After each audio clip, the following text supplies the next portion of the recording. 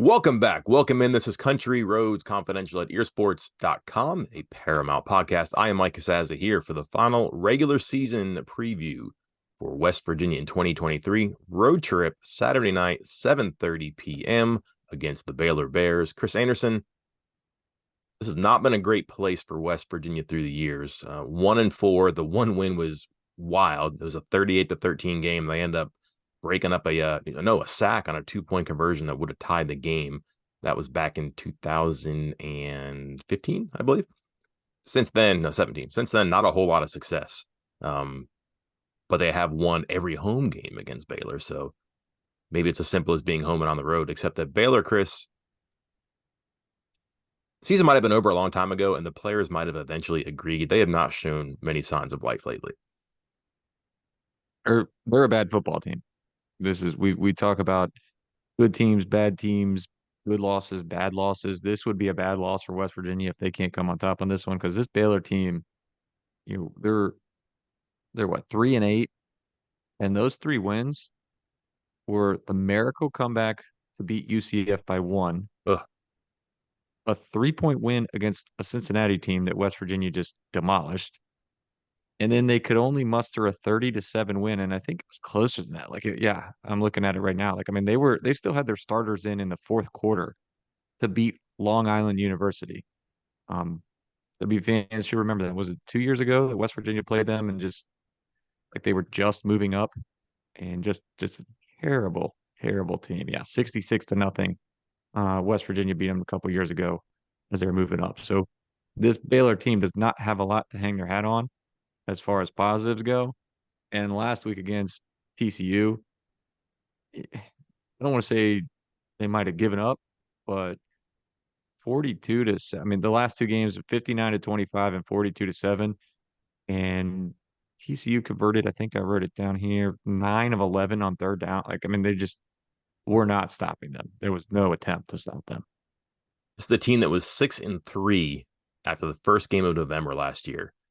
Lost 4 in a row to end the season, including a bowl game against Air Force, and then could be 3-9 this year. 3 wins, 13 losses. Does Dave Aranda come back? Ooh, I was wondering if we were getting to that already.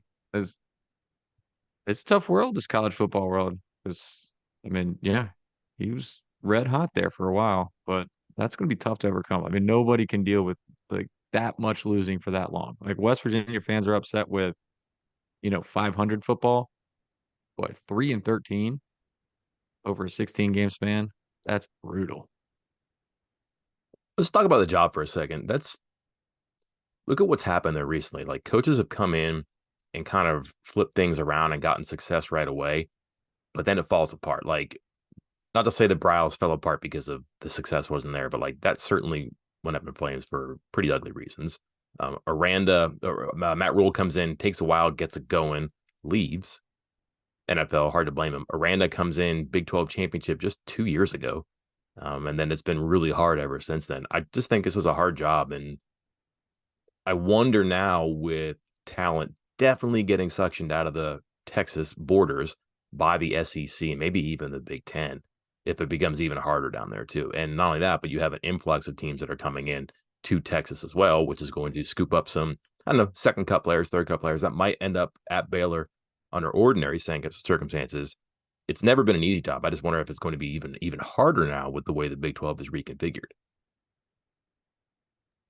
Absolutely. I think, there was always that push when West Virginia joined. It was, oh, West Virginia might sneak in there and get that second and third cut. I don't think that was ever realistic because just the distance involved, to be quite honest. But then you start talking about, you know, I mean, LSU, obviously is LSU and that's SEC, but hey, that's right there. Arkansas's right there. Oklahoma's right there. Even on the other side, Arizona's not that far away. Now, granted, probably pretty far away from the east side of Texas. That's quite a distance, but you're getting a little closer, a little more, as far as the type of living and different things that people have grown accustomed to if they're growing up out that direction than if you were trying to come all the way to the East Coast. So yeah, I think some of these new teams coming in might have an easier time recruiting that second and third cut than West Virginia did in the early years of Dana Holgorsen. couple years ago, they ran after his first season. He fired his offensive coordinator. They were air raid, air raid, air raid, fired him. They brought in their new offensive coordinator, who I think a lot of people thought was going to be great. Came from BYU, offensive line coach, and they just smashed people with their offense. Didn't change it, even though last season's results weren't great. They had a good running game. They made a quarterback change. I thought it was going to be good. They actually changed the defense last year, and the defensive coordinator is now at Auburn, but he's lobbed some grenades in the direction of Baylor this year too. So a lot of like full circle stuff or come up that's just happening to Baylor right now. And I just wonder what the changes are going to be here too, because look at they had a pretty permanent fixture at head coach, like a guy who waited forever to get his break, cashed in, looked like he was going to be, like I said, a fixture. And then they had the offensive coordinator who might only be there until he got the right paycheck to leave. And then it all falls apart. Let's get into why it has fallen apart here, Chris. What is wrong with this team, or would it be easier to say what's right with this team? I think that's a shorter conversation, huh? I was gonna say everything Yeah. is wrong with it. There's not a whole lot of positives to take from here. When you go through looking at the stats, looking at the positions, a couple of good player here and there and everything, just like every team. But for the most part, you're running through, you're looking at the stats, and you're like, oh, they rank 92nd, oh, they rank 98th, oh, they rank 86th, oh, they rank 112th, and it just on and on and on everywhere you look. So this is a team that's really struggling in a lot of areas. And yeah, I absolutely feel like it could be one where they may be taking a whole look at this, like at this whole program. Whether Dave Aranda comes back or not, at least his coaching staff has to be concerned about their futures. Just a couple things you look at when you're just getting to know a team. You pick up a stat sheet. Stuff I do is what I look at. I think points per game really, really important. Obviously, I just think that's a mobile metric. It doesn't matter what league you're in, what side of the ball, but points scored, points allowed. Baylor is 100th in points per game scored, 114th in points per game allowed. I cover West Virginia, so rushing is kind of important, but also teams that run the ball are generally pretty good. It seems like there are exceptions, but typically a team that can control it or also just say, I'm going to run it and move you and get yardage, that's promising. Conversely, if you can't do that, that can be a bit demoralizing. And if your defense gets the better of you, good luck. Baylor, 108 in rushing offense, 113 in rushing defense. How about passing efficiency defense? That's kind of a weird thing, but if you're not good against the run, maybe you want to be good against the pass. Baylor is 124 in pass efficiency defense. How about first downs? West Virginia gets a ton. Baylor gives up a lot, 71st in the country. How about third downs, right? You want to have a game plan and stay on script and keep moving the ball down the field. If you can do it, great. If you can't, you're in trouble. Baylor's offense, 96 in third down conversions. Their defense, 114 in third down conversions. You see where I'm going here. This is just circling the drain over and over and over. This has been a lost season here. And again, the numbers were bad and they've just gotten progressively worse. There has not been a fix in there. Where conversely, if you look at West Virginia, granted, health had something to do with it, but their offense was kind of fractured early in the season. Maybe sprained is the better word, but it's gotten better and better and better as it's gone on. And just to be frank, Chris, as we mentioned before we started talking, I don't know how Baylor slows down West Virginia. West Virginia could find a bunch of rakes and step on them, but I don't know how the Baylor has a lot to do with what wouldn't work or what can't work for West Virginia Saturday. Yeah, you mentioned their, excuse me. Too much for you. Yeah, that really got the best of me. But you mentioned the third down defense for Baylor, and it was in the 90s or whatever it was. I adjusted it for FBS opponents only because yeah, they picked on LIU, 125th of 133 teams. And you noted West Virginia running the ball, first downs, time of possession. This could be another game where West Virginia kind of jumps up early and then just keeps running it down their throat, converting, staying on the field, resting their defense, and it kind of snowballs from there. Or at least that's obviously West Virginia's hope for this game. All right, let's start Baylor offense. This shouldn't take long, but of note, right off the top, they make the change before last season of Blake Shapen. They let Gary Bohannon go to South Florida. A hard thing to do coming off a Big 12 championship. Shapen hasn't played poorly in his 2 seasons here. He just hasn't gotten a lot of help, especially from his offensive line. Again, north of 100 in sacks allowed and tackles for a loss allowed. He's good. He can be effective. He can get good yards per pass, good touchdown interception ratio, big arm, can move a little bit. It also sounds like he's concussed and might not play Saturday. Dave Aranda says it's not looking too good for him to play. Kieran Drones is now doing great work at Virginia Tech. People were kind of upset that they let him get away last offseason. They just don't have a quarterback that does anything here. Sawyer Robertson is the backup. And I was thinking, okay, monkey wrench for West Virginia backup quarterback. That's like the big bad sometimes. Maybe this is a guy who can run around and do things. Nope. That's a guy who was in the pocket at Mississippi State for 2 years and has played okay in small spots this year. Just not a different type of quarterback. So I don't know how he's going to give you different types of results. Out of 11 games this season, Baylor's offense has had 3 games where quarterback had a passer rating under 100. It was all 3 games that Robertson started, that Chapin was out. Um, as you noted, Chapin, 62% completion, 13 TDs, 3 interceptions, 275 yards per game, and 135.8 passer rating. All solid. Like those are great numbers. Like a lot of teams in this country would take those numbers right now. Um, Baylor averaging 25 points per game when he starts. That's okay. It's not wonderful, but it's okay. You take him out, Sawyer Robertson and RJ Martinez hopped in there for even worse garbage time against Texas, and they combined for 1 touchdown this season. 1 touchdown with 4 interceptions, 51% completion percentage. And in their 2 games against FBS opponents, they have totaled 19 points for Baylor. So yeah, it's when Chapin's in there, it's an average offense. When Chapin's not in there, things kind of just fall off a cliff, and I mean, it just keeps getting worse. I mean, I could sit here all day and rattle off some of these stats. 19 quarterbacks in the Big 12 conference have at least 100 dropbacks to throw this season. Robertson is by far the worst of anyone, according to Pro Football Focus, with a 46.6 PFF grade.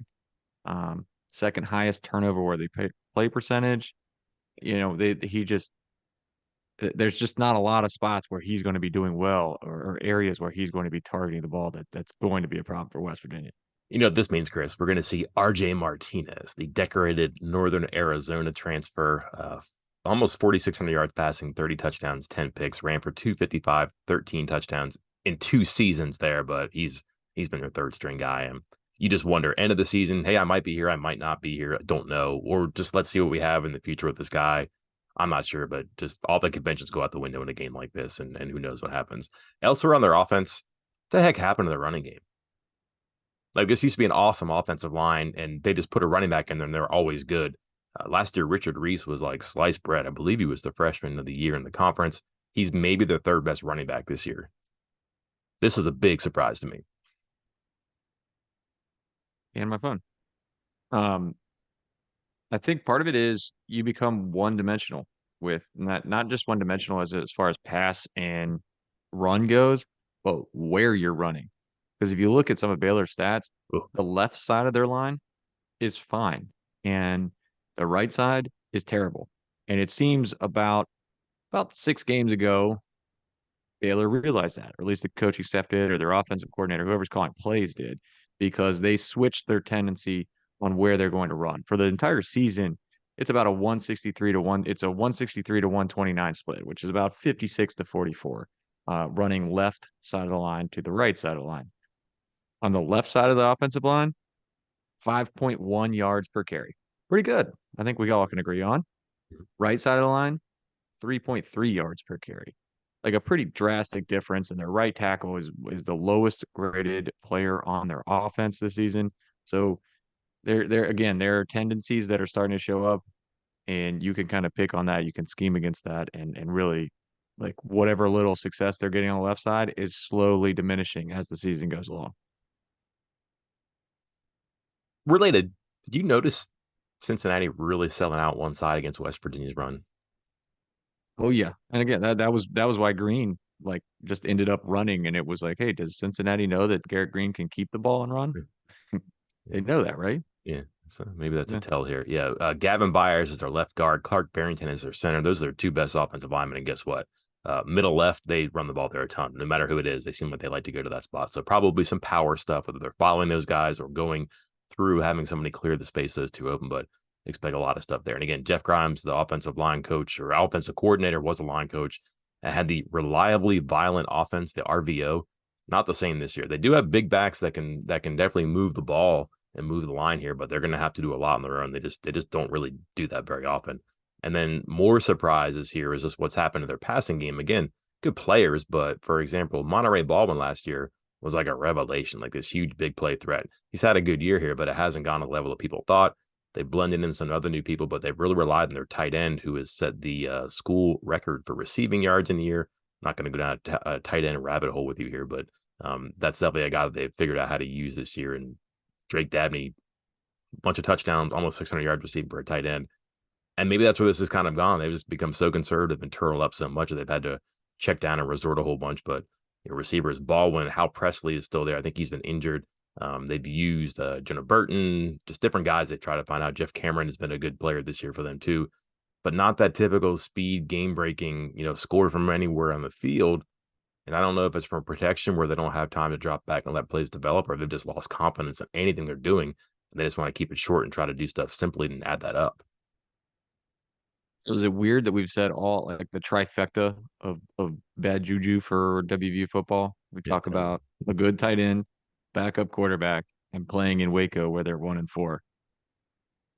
It's not And great. yet we're talking like it's still going to be a big win for WVU. Mm-hmm. Baldwin, 38 catches, 623, 4 touchdowns, averaging 16.4, but only getting 3 catches a game. Just you figure he would do more than that this year. Dabney's targeted just as much, and just a number of guys who've contributed, but no one's really taken over here. And you're like, oh, that's balanced, but it's not really what they want to be doing. And again, just kind of lost. The running backs that we mentioned, we did mention Reese from last year, but kind of taking a back seat. He's third in the team in carries. Dominic Richardson is a junior, bigger guy, 6'1", 205, leading the team with 494 yards. And then Dawson Pendergrass, freshman, 6'2", 215, 322 yards, 5 touchdowns.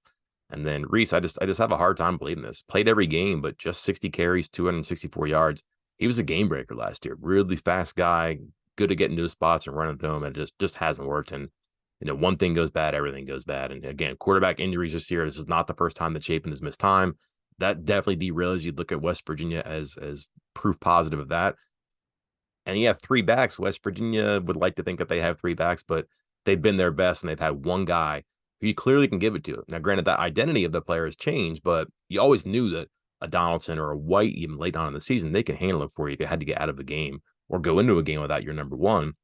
I don't know if Baylor has quite that confidence there. And just, again, they don't do anything terribly well where you can lean on it if something else has gone wrong. And that's a problem. Now, how does that match up against West Virginia's defense? Well, matchups here, Chris. I mean, it looks like that this isn't a team that can really stretch the field. They're not going to play fast. Maybe they try to create some matchups before the snap. I think that's probably the most bothersome thing in the preparation for West Virginia. They do use a bunch of tight ends. Like I've seen stuff with 3 of them on the field. The formation fun you can have there, the shifts, the motion, all that stuff for West Virginia, a team that is kind of, I don't know, like a little bit of PTSD from last year and all the trouble they had with pre-snap activity from the opponent. That really hasn't been a whole lot of an issue this year, but I imagine these are the buttons that Baylor will try to push. I'm glad you mentioned that because I was thinking the same thing. Was yeah, you get those extra tight ends, you get the extra backs, you're doing all this motion, this shifting. Neil Brown brought that up, but that destroyed W. I mean, that like embarrassed WVU last year. Like it was embarrassing. Like teams were toying with West Virginia's defense just to get them out of position. That doesn't seem to be happening quite as much, at least not since, they made those changes after what Penn State game. I guess, they didn't do it during Duquesne because it was Duquesne, but they started doing it after that. And we haven't seen quite the same issues for West Virginia in that regard since then. So maybe that keeps that from being a problem because, yeah, there were 2 things that kind of stuck in my mind as potential problems. And one was all that shifting, all that motion, the 2 tight ends, just some tough matchup stuff. And then the one thing with Robertson, the quarterback, one area of the field he has, I want to say, okay success with. He likes to throw it deep, and he Hmm. can occasionally throw it deep, and that's where he's done his best. His average depth of target is over 10 yards. Um, Deep left is really nice. 185 yards on just 5 completions. So he really goes for it, and doesn't take a high completion percentage for that to have an impact. And West Virginia's defense has been known to give up a few big pass plays this year. So, say it's a game and you're like, hey, why isn't West Virginia pulling away? And then all of a sudden he completes one pass out of like 5 attempts, but it's a 60-yard bomb for a touchdown down the left. then all of a sudden you're thinking twice about it. You're sweating. The 20,000 fans or so that'll be at the Baylor game on Saturday are starting to get a little rowdy. That's there and that's lingering. So just a couple things that I was keeping my eye on that could be a problem for WVU. Remember back in the day, and again, this is not fair, but this just makes me think about what it used to be like. But they would put out their second team of receivers, and their second team of receivers was good, and they would run four verts like two snaps in a row, and they'd run like a draw, maybe they'd throw like underneath or something like that. But they would gas the cornerbacks, and then they would bring in their good receivers and run the same thing and just dare you to keep up with them. That's just something today, like because West Virginia's depth on defense we've talked about, and maybe they have enough receivers they could do that. But one, they had to be crafty here to make something happen because if you just look at Robertson, he doesn't do play action. I mean, just 25% of the time, doesn't throw screens less than 20% of the time. It's a lot of stand back there and look the field over and go. And he's not been good under pressure. He's not been good when he's blitzed. When he's clean, he's about 63%. When he's not blitzed, about 60%. Do the math. When he's under pressure, less than 38% completion percentage. It's a problem there. So he's going to have to figure out ways to be good when he's standing back there. And if they can get just some way to get guys open, then they have a chance. But they're not going to be able to do anything. Not going to be able to do anything. I think that would, unless he's going to be a good play action guy or throw a bunch of screens in this game, which he hasn't done in a significant amount of time this year too. It's not his first time out there too, and he's played college football before too. A question on the defense, Chris. We saw them play against Oklahoma. Didn't go well. We've seen them play against good offensive teams, and they've had their issues. We've also seen them play against bad offenses, and they have throttled them at home. Cincinnati, BYU haven't really gone on the road and played well on defense. They haven't gone on the road and played an offense like this, though. Where is the meter here as far as expectations? Is it a little bit of a nail biter here because you've seen them on the road and they can make average offenses look a little bit better, or even really good offenses look a level above that? Or should they be confident because they have found ways to overperform against inferior offensive opposition? I think they need to have confidence. Yeah, confident, not cocky, that saying, because you're right. Like they've had success against bad offenses. And Baylor is a bad offense, especially without Shapen. And, they kind of need to go in here and act as such and hack as such.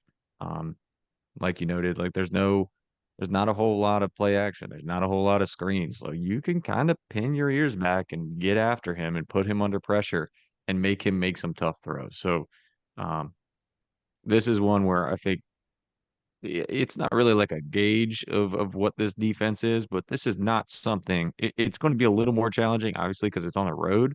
But this is not a game where West Virginia should be giving up 30 points. Okay, fair enough. Flip the ball now. West Virginia on offense, Baylor on defense. This starts with the run game. Mentioned Baylor's run defense, not very good, allowing 179 a game. However, only 100 yards last week against TCU. Again, not a great rushing offense, but only 100 yards allowed. 2 weeks before that, Houston 125. In between Kansas State 183. That's more normal here. So I don't know. Maybe they perked up and they had a bad game in between because West Virginia's offense has looked good, except Oklahoma, a bad game in between. So you have to kind of extend benefit of the doubt there. But it's a lot of yards per game. They haven't really given up huge numbers. The season high is 288 against Cincinnati. So it's not like there's a 424-yard game in there to skew the average, but the low is 100. That was last week. And then pretty healthy numbers by the opposition throughout the season here. And the West Virginia just feels really good about how they run the ball and how they block. Where does Baylor begin here? Let me begin with a little trivia question. All right. 25 rushing touchdowns allowed by Baylor. They have allowed a rushing touchdown in every single game. I guess it wasn't so much as a question, but a statement. But yeah, it's tough. That's tough. That's not great. Like they've been, and I was looking at it. I was trying to figure out why, because they rank, as you noted, like one of the worst in the country in total yards per allowed per game and average yards per carry at like 4.87. The 25 rushing touchdowns is 122nd out of 133 teams. But why? Why? How does this happen? And a lot of it is their defensive line getting blown off the ball because the missed tackles are not that bad. Like they're kind of one of the better ones in the conference with their missed tackle rate, like the percentage. It's about 15%, which is pretty average, like for nationally, and one of the better marks in the Big 12 conference. So it seems to me like their defensive line is just kind of getting blown off the line of scrimmage, and that maybe this is one of those games where you're looking at West Virginia's offensive line and saying, "Hey, this is one you should win. Like this is one you should not have trouble with because not just with runs, like kind of everything you look at as far as um, where Baylor ranks, how you would, I guess, gauge the strength of a defensive line. And maybe it's not fair to just say defensive line, but like they're one of the worst in tackles for loss. They're one of the worst in sacks. They're one of the worst in rushing yards per allowed per carry. And again, like the missed tackle rate is great, which means that their linebackers and safeties are making these tackles behind them. It's just the backs are getting so much space to get started. They're getting blocked a lot. Yeah. Yeah. So going on what you mentioned about how bad they are, this is kind of a relativity thing I think is important. In the Power Five, there are four worst teams in rushing yards per game: Southern Cal, Boston College, Central Florida, Georgia Tech. There are seven worse in yards per carry allowed: BYU, UCF, Cincinnati, Florida, Georgia Tech. There's some Big 12 teams in there, Chris. UCF, BYU, Cincinnati. We've seen recent West Virginia against them, against those three teams, which are in the neighborhood of Baylor. Worse, but in the neighborhood of Baylor. 1,046 yards in 3 games, 348 yards per game, 7.3 per carry, 12 touchdowns, about 48 runs per game, and about 12 per game, 10 yards or more. I think at this point, it's probably fair to expect something along those lines, and maybe a little bit better, maybe a little bit worse. But I'm not saying there's targets, but would it be crazy if West Virginia ran for 350 and 7 yards a carry against Baylor? This is a wild thing to say, but that's the expectation level they've kind of got. Now, granted, if they don't get 350 and 7 yards a carry, they can still have a good day and not quite get there. But I think that their confidence and their execution level right now probably has them feeling pretty good about what they should be able to do based on what they've done to teams that have performed similarly across the year. You better be careful before I get a message from somebody saying that this was the most homerific preview podcast they've ever listened to. We We've can't gotten win. the other way, that we're the most negative podcast they've ever listened to. Mhm. But today might be the most positive. Yeah. Do you think, Chris? Let me ask you this, because I wrote about this and it'll be out by the time that people read this. But since the start of conference play,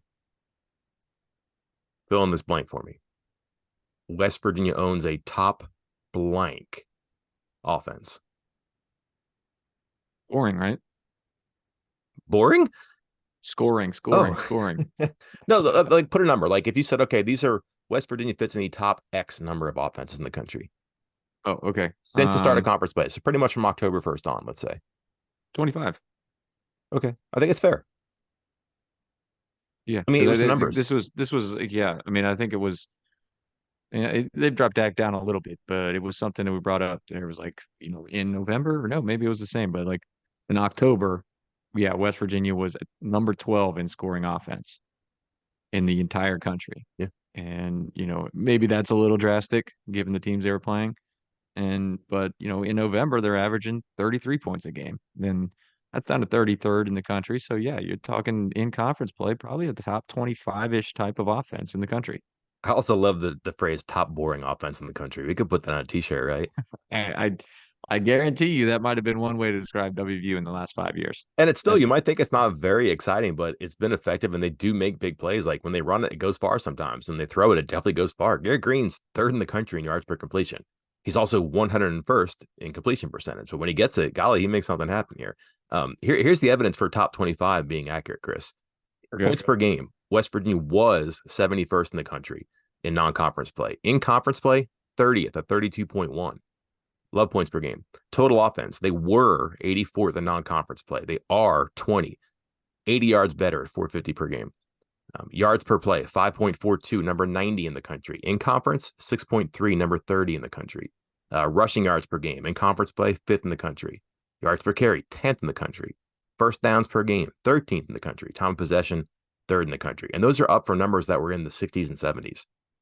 So you're looking at a team that was, I mean, middle of the pack is probably being kind.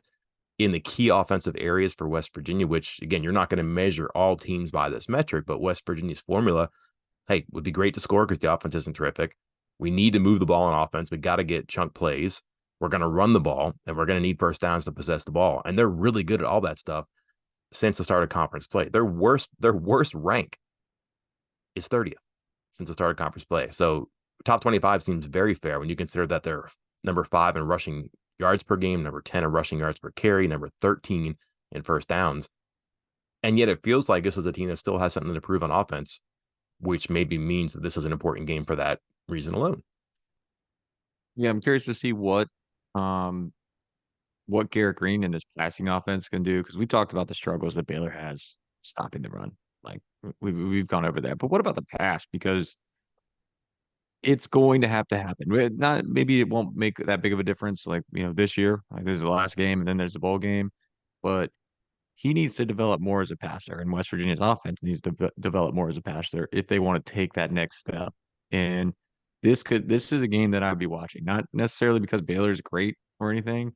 Um, but out of everyone in the conference, Baylor runs the highest person, or at least out of everybody that West Virginia plays in the conference this year, Baylor runs the highest percentage of zone coverage in the secondary. And I noted this in the 3 key matchups last week that when Green faces these teams that run a lot more zone than man, that his completion percentage drops, but his yards per completion go way up. But that might not be the case against Baylor because like their top 6 defensive backs and coverage snaps when they're playing zone, they've allowed 68 of 97, 70% completion for over 1,000 yards this season.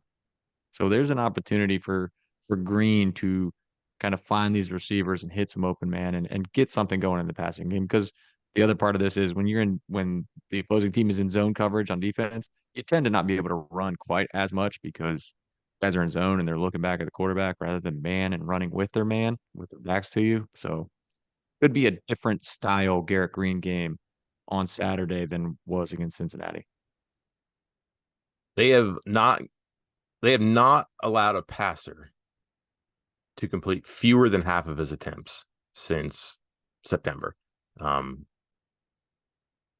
50% UCF, which is not a team that's going to have a high completion percentage, the way they run the ball and who they play a quarterback. But since then, 73, 61, 61, 77, 61, 78. They got absolutely picked apart by TCU last week, 431 yards on 33 attempts. Can Green fit in there? Can he get that average up above 60% again? That percentage, you'd like to think so there. So I think that's a good indication of where he's growing. A lot of ink spilled about Garrett Green in the season he's having this week. Sneaky all conference consideration. Maybe we'll talk about that later on, but there certainly is a chance for him to have an all around game with his feet and his arms to make something happen here. We'll know Saturday evening, which leads us to the big finish here, Chris. Last time regular season, this is going to be a late game. This one's probably going to go longer than our Cincinnati, West Virginia early bird special. Let's say 11:30. We're talking who and what about Neil Brown in a bowl game. Or wait, we have to be specific to this game. I mean, I'll not keep. really.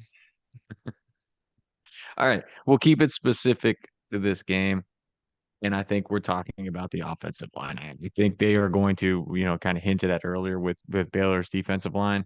I think they are going to be able to clear paths unlike anything you've seen outside of the Cincinnati game so far this year, and it's just one like there is no statistical measurement, nothing that has happened so far this season.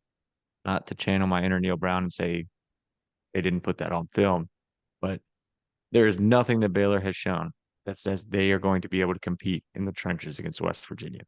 So if they suddenly are capable of blowing up West Virginia's offensive line, getting pressure on Garrett Green, stopping the run, there's going to be a very kind of awkward conversation about what exactly is going on with this, senior laden or veteran laden offensive line at West Virginia. Okay. I am gonna go to what you had first. I just think that the game will be one thing and they'll be happy about that. But I also think there's gonna be some grandstanding and maybe it's earned and it's about time for Brown. I think they win this game. they get to that eighth win, they get to the sixth win in the conference, they hit some standards and some landmarks that maybe they had in mind and others didn't, that historically do mean quite a bit, I think, if you want to have that conversation. And he's going to look around that room and not see a lot of people who cover his team on a regular basis, and just wonder where like the respect is and where the admiration or appreciation is for his team. And I wonder if he with the regular season done and the accomplishments in the barn, if he doesn't undo that top button a little bit and brag a little bit about not merely the fact that he got out of the jungle, but that he did so and looking pretty good. I mean, they've done a lot of things that they weren't supposed to do or had not done this year. They've done it in style and offense that was needed and has arrived. Defense, whatever. I mean, there's issues there for sure. But again, it's just a guy on a team that just been mad at the world since July. And they haven't had a chance to say that they were right and people were wrong until the regular season is over. And I'm not going to say that everybody was wrong about this team or even the things that maybe they were inaccurate about aren't still somewhat true to some level. All problems are not solved for sure. There's a lot fewer problems than there were before. And I think that he probably at some point will look to make that clear. And I wonder if he'd wait past the final press conference of the regular season because they don't play next week. There's gonna be a lot of time to talk about the team, and he's not a dumb guy. I think he might find a way to fill the notebooks one way or the other. Should be must see TV after the game. During the game, why not? Kind of laid the table out here, set the table here, laid out the matchups for you. Probably feel pretty good about West Virginia's chances of success against Baylor. Although, as noted, not a place where they played very well or had a lot of fun before. But times have changed. It changes pretty quickly in this conference, as we've seen with just the fate recently of these two programs.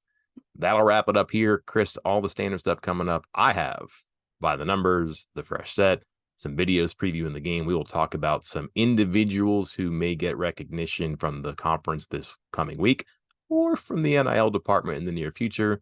What else do you have up your sleeve? Well, I got overview of transfer portal season coming up. That one up later today. I'm going to have make sure you go back and read the midweek VIP recruiting buzz. If you're not a VIP member, get in now. Black Friday deals already started 75% off. So you can read all of this for literal pennies um, for the entire year. Hop in now because there's a lot of good stuff going up this week. Again, that midweek VIP recruiting buzz has insight from a lot of guys in Ohio. No coincidence that they were invited for the Cincinnati game. Um, Updates on a four-star kid who might end up at WVU.